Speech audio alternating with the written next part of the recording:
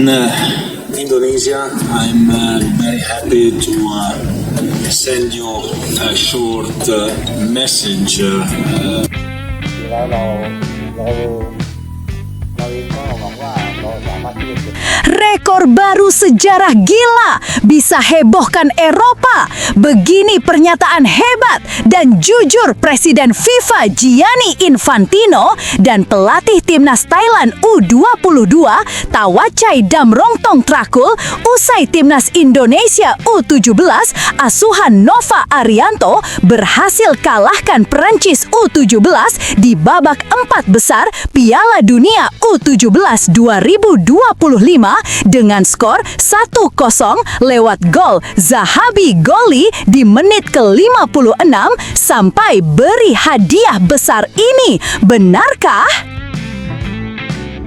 Alhamdulillah, ini jelas kabar gembira. Pemain timnas Indonesia Kevin Dix resmi dapatkan hadiah besar ini. Apakah gabung ke raksasa Spanyol Real Madrid atau Barcelona? Ini ulasannya. Nah, ini baru top. Waketum PSSI bocorkan info A1 soal pelatih timnas Indonesia. Bahkan sampai kirim 2 sosok terbang ke Eropa. Wah, siapa aja ya? Yuk simak video ini sampai selesai ya guys. Sebelum dimulai pembahasan, mohon bantuannya untuk subscribe channel ini agar tidak ketinggalan info Timnas Indonesia. Dilansir dari situs web Fiksi Garuda, tepat hari ini, dunia sepak bola kembali diguncang oleh sebuah kisah luar biasa dari Qatar. Timnas Indonesia U17 asuhan Nova Arianto menulis sejarah yang tak pernah dibayangkan sebelumnya. Mereka menumbangkan Prancis U17, salah satu negara dengan tradisi sepak bola paling kuat di dunia, dengan skor tipis 1-0 pada laga babak 4 besar Piala Dunia U17 2025 Selasa malam waktu setempat. Gol sematawayang Zahabi Goli pada menit ke-56 menjadi pemecah kebuntuan sekaligus pemecah batas bagi sepak bola Indonesia. Kemenangan ini memicu gelombang reaksi global. Wartawan mancanegara, analis sepak bola, legenda-legenda Eropa, hingga pejabat tinggi FIFA memberikan komentar mulai dari rasa tak percaya, kekaguman, hingga analisis mendalam tentang kebangkitan sepak bola Asia. Dua pernyataan yang paling menyita perhatian datang dari Presiden FIFA Gianni Infantino serta pelatih Thailand U22 Tawacai Damrongtong Trakul yang kebetulan turut hadir menyaksikan laga tersebut. Keduanya memberikan komentar yang tidak hanya mengejutkan tetapi juga mengandung makna besar bagi masa depan sepak bola Indonesia. Beberapa menit setelah peluit panjang berbunyi, Gianni Infantino turun dari bangku VIP dengan wajah yang tampak campuran antara keheranan dan kekaguman. Biasanya, Infantino cukup hati-hati dalam memberikan komentar spontan, namun malam itu berbeda. Dunia baru saja menyaksikan sesuatu yang melampaui ekspektasi siapapun. Dikerumuni puluhan jurnalis internasional, Infantino membuka konferensi pers singkat dengan kalimat yang langsung menjadi tajuk utama media. Saya harus mengatakan ini dengan jujur, apa yang ditampilkan Indonesia malam ini bukan hanya kejutan terbesar turnamen, ini adalah kejutan terbesar dalam sejarah Piala Dunia kelompok usia. Nada suaranya terdengar tegas, seolah ingin menegaskan bahwa apa yang ia lihat bukanlah keberuntungan sesaat, melainkan hasil dari pekerjaan sistematis dan visi jangka panjang. Ia melanjutkan, saya tidak pernah melihat tim Asia Tenggara bermain setaktis dan setenang ini dalam menghadapi tekanan Eropa. Disiplin, keberanian, dan kematangan mereka melampaui apa yang selama ini dunia harapkan dari tim kawasan ini. Jika Indonesia menjaga fondasi ini, saya yakin suatu hari mereka bisa menjadi kekuatan sepak bola dunia. Para jurnalis, terutama dari media Eropa, terlihat saling berpandangan. Kalimat seperti ini sangat jarang keluar dari mulut Presiden FIFA, apalagi ditujukan kepada negara yang selama puluhan tahun dianggap sebagai tim pinggiran dalam sepak bola global. Infantino memberikan pujian khusus kepada Nova Arianto. Pendekatan taktik Nova Arianto malam ini setara dengan pelatih top Eropa. Dia menunjukkan bahwa kualitas kepelatihan bisa lahir dari mana saja selama ada sistem yang mendukung. Pernyataan ini tidak hanya memvalidasi kemampuan Nova, tetapi juga menjadi sinyal bahwa FIFA mulai melihat Indonesia sebagai investasi masa depan sepak bola dunia. Setelah memberikan pujian panjang, Infantino mengeluarkan pernyataan yang membuat ruangan mendadak riuh oleh suara kamera dan bisik-bisik para pejabat AFC. Untuk pertama kalinya, saya mempertimbangkan Indonesia untuk menjadi tuan rumah turnamen besar FIFA dalam waktu dekat. Dunia perlu merasakan atmosfer sepak bola mereka yang luar biasa. Walau belum menyebutkan turnamen apa yang dimaksud, apakah Piala Dunia U17 edisi berikutnya, FIFA Youth Cup, atau bahkan turnamen senior, pernyataan itu cukup mengguncang peta diplomasi olahraga internasional. Indonesia yang sebelumnya sempat mencatat konflik administratif terkait penyelenggaraan turnamen, kini justru disoroti sebagai kandidat potensial. Para pejabat AFC yang hadir tampak terkejut sekaligus antusias. Ucapan Infantino ini bisa menjadi momentum yang mengubah posisi Indonesia di mata dunia, bukan hanya sebagai peserta, tetapi sebagai salah satu pusat perkembangan sepak bola Asia. Jika pernyataan Infantino memicu kehebohan, komentar pelatih Thailand U22, Tawachai Damrong Ongtrakul, memberikan sentuhan emosional yang mengejutkan banyak pihak. Rivalitas Indonesia-Thailand dalam berbagai level sepak bola biasanya diwarnai ketegangan, namun malam itu Tawachai dengan nada yang sangat berbeda. Ketika ditemui di area mix zone, ia berkata, "Saya bangga malam ini. Bangga bukan sebagai pelatih Thailand, tetapi sebagai orang Asia Tenggara. Indonesia membuka gerbang baru untuk kita semua." Ucapan tersebut membuat banyak wartawan, terutama dari Thailand, terdiam. Tawachai dikenal kritis, tegas, dan jarang memberikan pujian terlalu mudah, terlebih kepada Indonesia. Tapi penampilan Indonesia malam itu begitu impresif sehingga ia tidak bisa menahan kekagumannya. Ia menambahkan dengan jujur, "Setelah melihat pertandingan ini, saya rasa Thailand tertinggal 3-5 tahun dari program pengembangan yang sedang dijalankan Indonesia. Jika kami tidak beradaptasi, kami akan tertinggal bukan hanya secara fisik dan taktik, tetapi juga dalam mentalitas." Komentar tersebut membuat diskusi hangat di kalangan analis sepak bola ASEAN. Biasanya, pelatih negara rival enggan mengakui ketertinggalan secara terang-terangan. Namun, Tawachai menegaskan bahwa kemenangan Indonesia atas Prancis telah mengubah standar baru di kawasan ini. Ia menutup dengan kalimat yang kuat, "Yang dilakukan Indonesia malam ini belum pernah dicapai tim ASEAN manapun. Mereka tampil tenang, berani, dan percaya diri menghadapi tim elit dunia. Inilah momen yang mengubah sejarah." Jika Indonesia ibarat kisah dongeng, maka Zahabi Goli adalah pahlawan mudanya. Golnya yang dicetak dengan ketenangan luar biasa membuat dunia bertanya siapa sebenarnya anak ini. Beberapa tahun lalu, Goli masih bermain di lapangan-lapangan kecil di kompetisi usia muda nasional. Namun malam itu, ia menjadi pusat perhatian global. Infantino menyebutnya secara khusus, Zahabi Goli bermain dengan kecerdasan ruang yang luar biasa. Tidak banyak pemain usia 17 tahun yang berani mengambil keputusan secepat dan setepat itu. Tawachai pun tak kalah memuji. Ia bermain tanpa takut. Pemain seperti Goli adalah pemain yang lahir untuk mengubah sejarah. Rumor mulai beredar bahwa sejumlah klub Eropa, termasuk dari Liga 1 dan Bundesliga, mulai mengirimkan pemandu bakat untuk menonton langsung penampilan Goli di babak dua besar. Atmosfer di Aspire Academy malam itu benar-benar sulit dilupakan. Supporter Indonesia yang datang dari berbagai penjuru Qatar dan negara tetangga memadati arena dengan warna merah menyala. Chant "Garuda di dadaku" bergema sepanjang pertandingan, membuat suasana seperti laga kandang. Ketika peluit panjang berbunyi, suasana berubah menjadi lautan emosi. banyak pendukung meneteskan air mata. Para pemain yang biasanya terlihat tegas, kali ini tak kuasa menyembunyikan rasa haru. Beberapa staf dan ofisial saling berpelukan sambil menatap layar stadion yang menunjukkan angka 1-0. Di tribun VIP, legenda-legenda sepak bola tampak saling mengangguk. Mereka sadar bahwa malam itu bukan sekadar babak 4 besar. Itu adalah momen kelahiran kekuatan baru dari Asia Tenggara.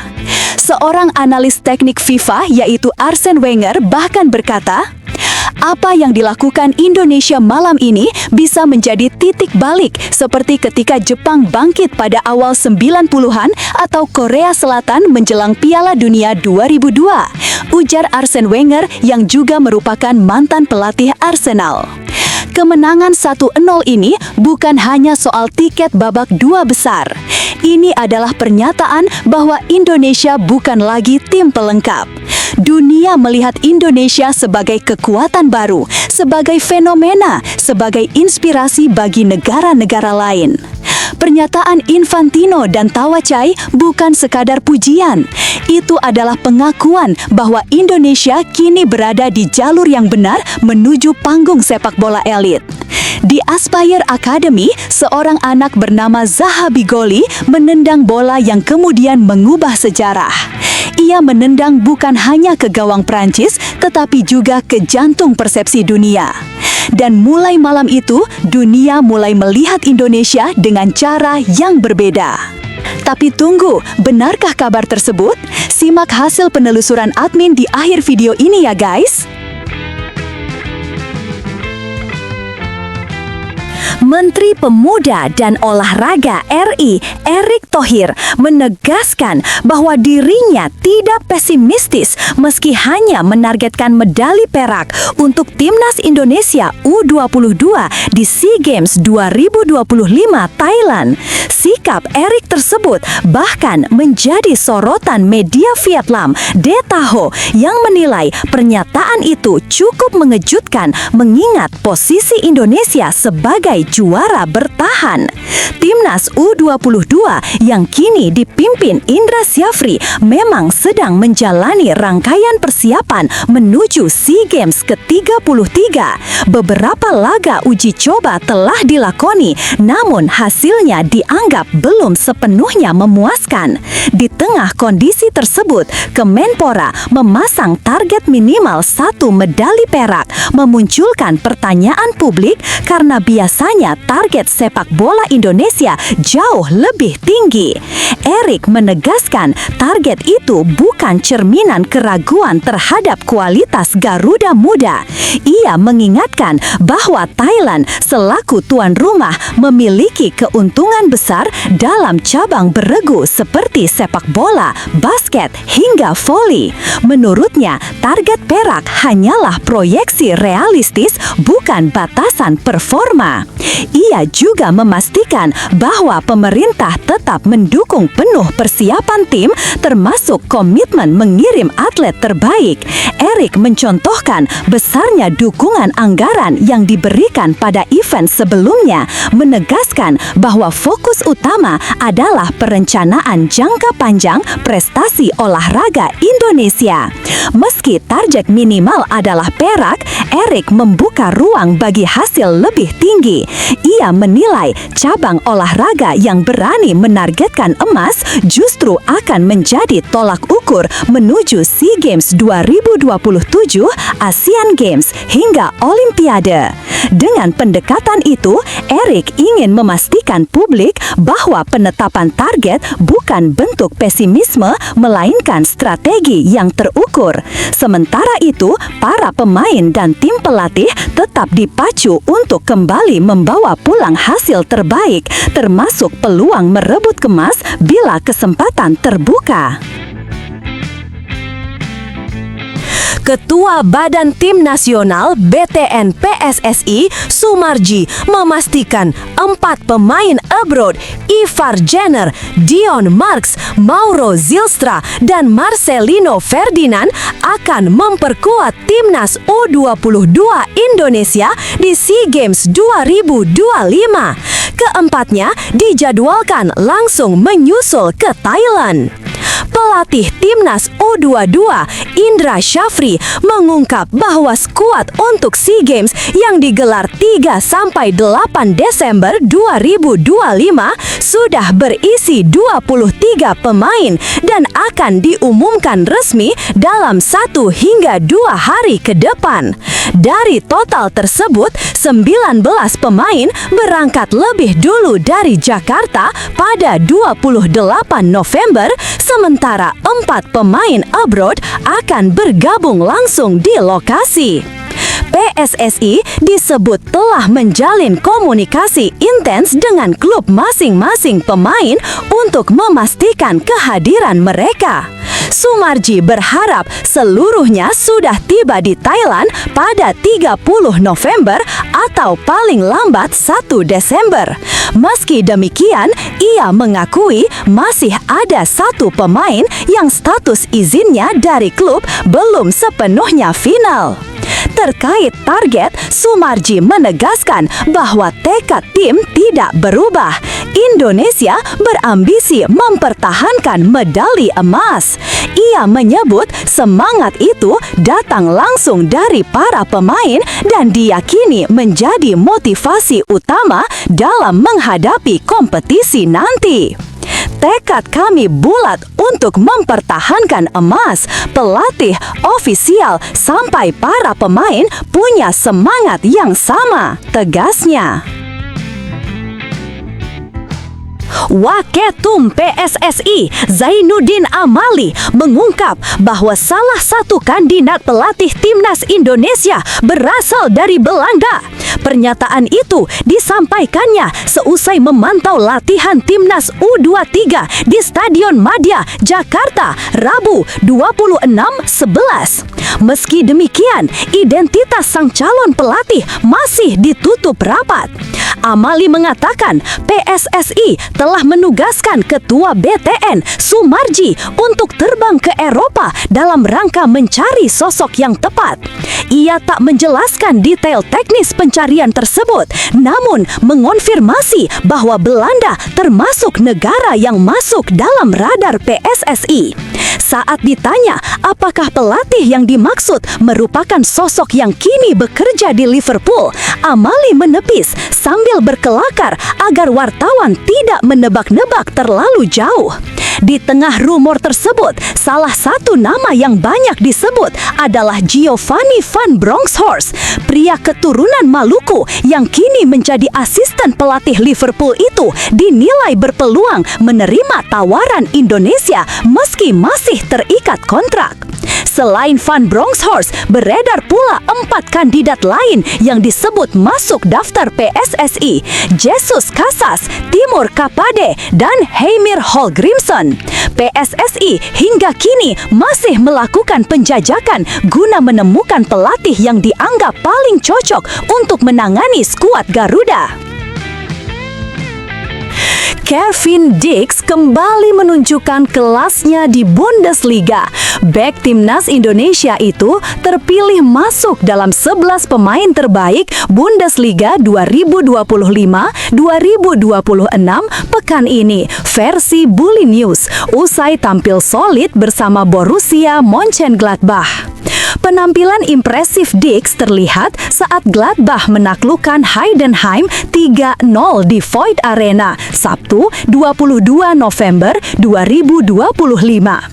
Ia mencetak 1 gol melalui eksekusi penalti menjelang akhir babak pertama, sementara 2 gol lainnya disumbang Haris Tabakovic dan Shuto Machino. Gol tersebut menambah catatan apiknya karena ini adalah pekan kedua beruntun Dix mencetak gol lewat titik putih setelah sukses membantu Gladbach menang 3-1 atas Köln. Bully News menilai pemain berusia 29 tahun itu tampil luar biasa, baik dalam bertahan maupun saat membangun serangan. Mereka menyoroti ketenangan dan ketepatannya mengalirkan bola. Bermain gemilang dan kembali mencetak penalti untuk Gladbach. Sangat kuat dalam penguasaan bola, menyelesaikan 94% umpan dan memenangkan sebagian besar duel, tulis Bully News dalam laporannya Kamis 27 November 2025.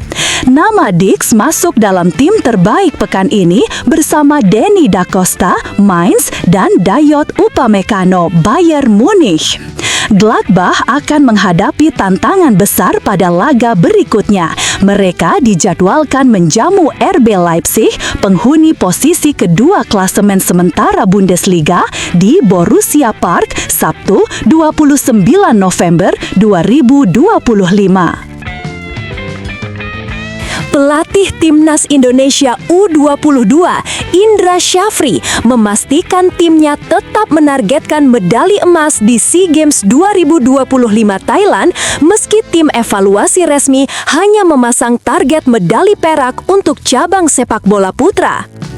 Kalau ditanya ke saya atau pemain, tentu harapannya yang terbaik, ujar Indra saat memimpin latihan di Stadion Madia Rabu 26 September 2025.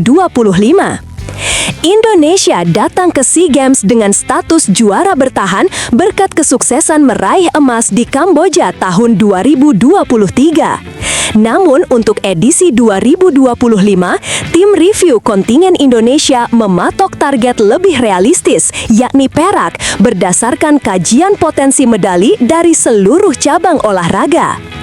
Indra menjelaskan bahwa keputusan tersebut merupakan hasil hitung-hitungan para ahli dalam tim review. Namun di ruang ganti, ambisi pemain dan pelatih tidak berubah. Emas tetap menjadi tujuan utama.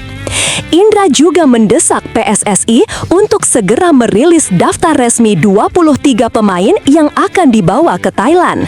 Saat ini ada 31 pemain yang mengikuti pemusatan latihan dan 8 diantaranya harus dieliminasi. Menentukan 23 pemain itu tidak mudah, tapi kami punya parameter yang jelas, kata Indra. Ia menilai pengumuman cepat sangat penting agar persiapan tim lebih fokus, apalagi negara pesaing seperti Thailand dan Vietnam sudah merilis skuad final mereka.